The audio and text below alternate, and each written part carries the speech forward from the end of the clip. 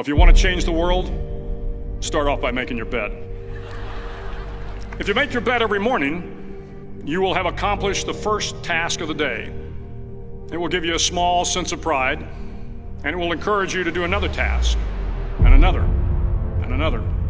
And by the end of the day, that one task completed will have turned into many tasks completed. Making your bed will also reinforce the fact that the little things in life matter. If you can't do the little things right, you'll never be able to do the big things right. And if by chance you have a miserable day, you will come home to a bed that is made, that you made. And a made bed gives you encouragement that tomorrow will be better. To pass SEAL training, there are a series of long swims that must be completed. One is the night swim. Before the swim, the instructors joyfully brief the students on all the species of sharks that inhabit the waters off San Clemente. They assure you, however, that no student has ever been eaten by a shark, at least not that they can remember. But you are also taught that if a shark begins to circle your position, stand your ground. Do not swim away. Do not act afraid. And if the shark, hungry for a midnight snack, darts towards you, then summons up all your strength and punch him in the snout, and he will turn and swim away. There are a lot of sharks in the world. If you hope to complete the swim, you will have to deal with them. So if you want to change the world, don't back down from the sharks. Over a few weeks of difficult training, my SEAL class, which started with 150 men, was down to just 42. There were now 6 boat crews of 7 men each. I was in the boat with the tall guys, but the best boat crew we had was made up of the little guys, the Munchkin crew, we called them. No one was over 5'5". The Munchkin boat crew had 1 American Indian, 1 African American, 1 Polish American, 1 Greek American, 1 Italian American, and 2 tough kids from the Midwest. They out-paddled, outran, and outswam all the other boat crews. The big men in the other boat crews would always make good-natured fun of the tiny little flippers the Munchkins put on their tiny little feet prior to every swim. But somehow these little guys from every corner of the nation and the world always had the last laugh, swimming faster than everyone and reaching the shore long before the rest of us.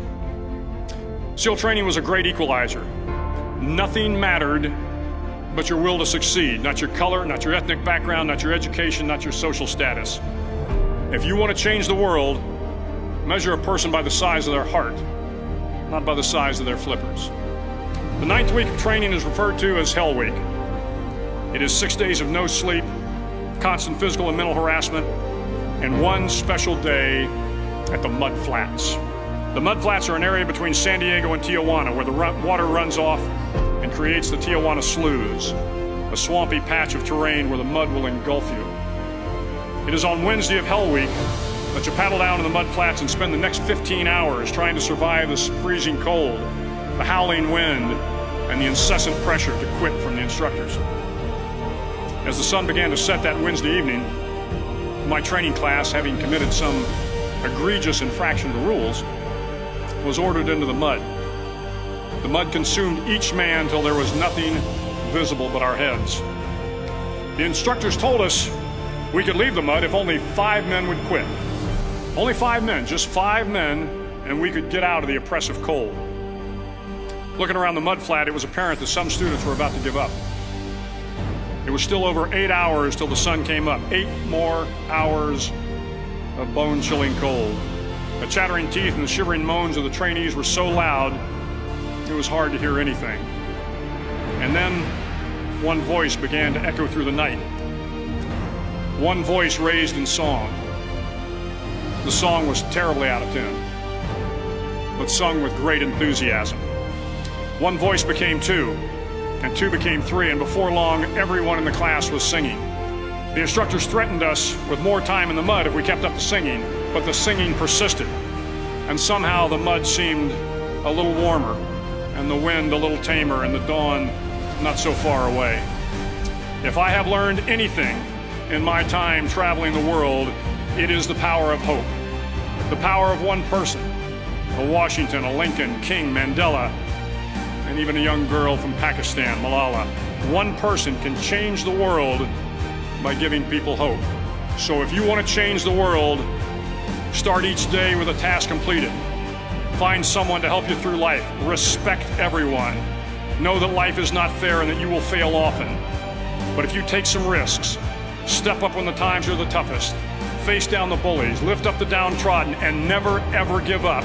If you do these things, the next generation and the generations that follow will live in a world far better than the one we have today. And what started here will indeed have changed the world for the better.